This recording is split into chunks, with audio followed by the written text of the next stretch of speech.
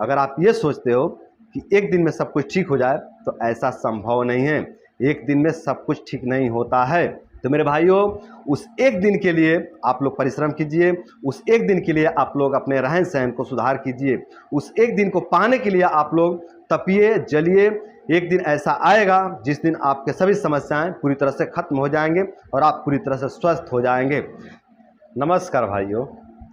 बहुत से भाई ऐसे हैं जो थोड़े दिन तक ब्रह्मचर्य का पालन करते हैं, थोड़े दिन तक अपने रहन सहन पर काम करते हैं, थोड़े दिन तक अपने खान पान में सुधार करते हैं, और जब थोड़े दिन के ब्रह्मचर्य से, थोड़े दिन के खान पान के सुधार से, थोड़े दिन तक अपने ऊपर काम करने से जब अच्छा बेनिफिट देखने को नहीं मिलता है, अच्छा सुधार देखने को नहीं मिलता है, तो वे लोग थक जाते हैं, टूट जाते हैं, और थक करके टूट करके ब्रह्मचर्य को छोड़ देते हैं और अपने जो रहन सहन में सुधार किए थे उसको जो है कि बिगाड़ देते हैं। जो खान पान में सुधार किए थे उसको भी ये लोग ख़राब कर देते हैं।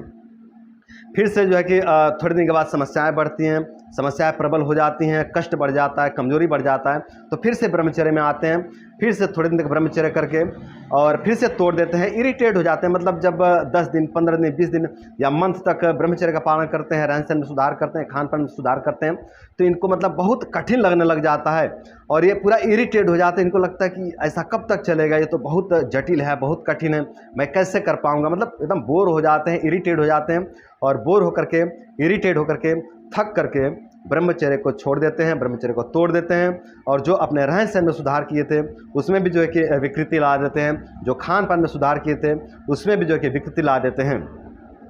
तो उन सभी भाइयों को मैं यही कहना चाहूँगा कि देखिए भाई लोग, एक दिन में सब कुछ ठीक नहीं होता है। अगर आप ये सोचते हो कि एक दिन में सब कुछ ठीक हो जाए तो ऐसा संभव नहीं है।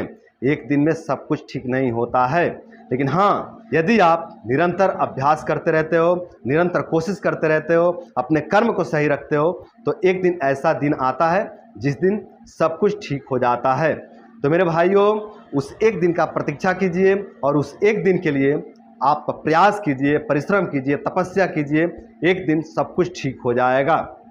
तो मेरे भाइयों, उस एक दिन के लिए आप लोग परिश्रम कीजिए, उस एक दिन के लिए आप लोग अपने रहन सहन को सुधार कीजिए, उस एक दिन को पाने के लिए आप लोग तपिए, जलिए। एक दिन ऐसा आएगा जिस दिन आपके सभी समस्याएं पूरी तरह से खत्म हो जाएंगे और आप पूरी तरह से स्वस्थ हो जाएंगे। देखिए भाई लोग, आप लोग शॉर्टकट मार्ग मत खोजिए। बहुत से भाई शॉर्टकट मार्ग खोजते हैं। बहुत से भाई प्रयास में हैं कि कोई शॉर्टकट रास्ता मिल जाए और उसके लिए बहुत पैसा भी खर्चा करते हैं। सोचते हैं कि ये जो समस्याएं आई है ना, ये पैसा से ठीक हो जाए तो हमें परिश्रम ना करना पड़े, हमें मेहनत ना करना पड़े, हमें अपने ऊपर काम ना करना पड़े, है ना। लेकिन ऐसा संभव नहीं है। जिस गलती को करके आप रोगी हुए हो ना, उस गलती को सुधार करके ही आप ठीक हो सकते हो। आप बहुत ज़्यादा ब्रह्मचर्य नाश करके रोगी हुए हो तो ब्रह्मचर्य का पालन करके ही आप ठीक हो सकते हो। तो मेरे भाई लोग, आप लोग शॉर्टकट मार्ग मत खोजिए, आप लोग शॉर्टकट रास्ता मत खोजिए, आप लोग ब्रह्मचर्य का पालन कीजिए। ब्रह्मचर्य नाश के कारण आपके शरीर में जो भी समस्याएं आई हैं, ये सभी समस्याएं धीरे धीरे पूरी तरह से दूर हो जाएंगे। देखिए, आपने बहुत कुछ प्रयास किया है, बहुत पैसा खर्च किए हो चिकित्सा के क्षेत्र में, बहुत से दवाइयाँ आपने खाया, आपने होम्योपैथी खाया, आपने आयुर्वेद खाया, आपने एलोपैथी खाया, आपने नेचुरोपैथी लिया, सभी तरह का चिकित्सा पद्धति से चिकित्सा लेकर के आपने देख लिया है, कोई सुधार देखने को नहीं मिला है। तो मेरे भाई लोग, आप लोग ब्रह्मचर्य का पालन कीजिए, आप ठीक हो जाओगे। आपके सामने कोई दूसरा मार्ग तो बचा नहीं अब, तो ब्रह्मचर्य पर भरोसा रखिए और धैर्य के साथ ब्रह्मचर्य का पालन कीजिए। आप धीरे धीरे पूरी तरह से ठीक हो जाएंगे।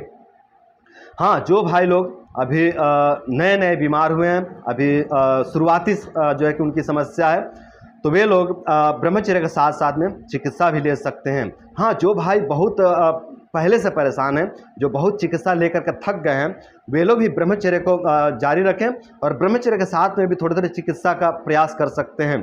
तो इस तरह से होता ही है ना कि जब आप ब्रह्मचर्य के साथ में चिकित्सा लेते हैं, औषधियाँ लेते हैं ना, तो औषधियाँ काम करने लग जाती हैं। ब्रह्मचर्य से आपकी जीवनी शक्ति बढ़ती है, ब्रह्मचर्य से आपके अग्नि का बल बढ़ता है, और जब आपकी जीवनी शक्ति बढ़ती है, जब आपके अग्नि का बल बढ़ता है ना, तो दवाइयाँ भी आपके शरीर पर काम करने लग जाती हैं। तो आप पहले थोड़े दिन तक, कुछ महीनों तक ब्रह्मचर्य का पालन कर लीजिए। उसके बाद आप चिकित्सा करवाइए, उसके बाद आप दवाइयाँ खाइए, तो दवाइयों का भी अच्छा परिणाम देखने को मिलेगा।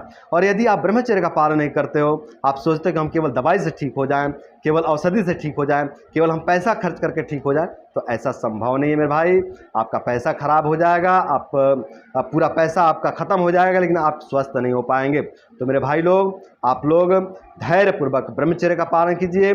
पहले आप लोग कुछ महीनों तक ब्रह्मचर्य का पालन कीजिए, उसके बाद आप औषधीय चिकित्सा लीजिए, तो इससे जो है कि बहुत अच्छा शुभ परिणाम देखने को मिलेगा। तो मेरे भाइयों, इस तरह से जो है कि आप लोग अपने जीवन में सुधार करके, ब्रह्मचर्य का पालन करके आप लोग स्वस्थ हो सकते हो और अपने रोग दोष बीमारी को पूरी तरह से खत्म कर सकते हो।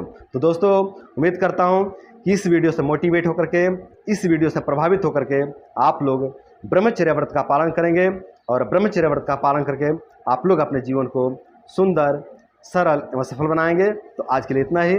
नमस्कार।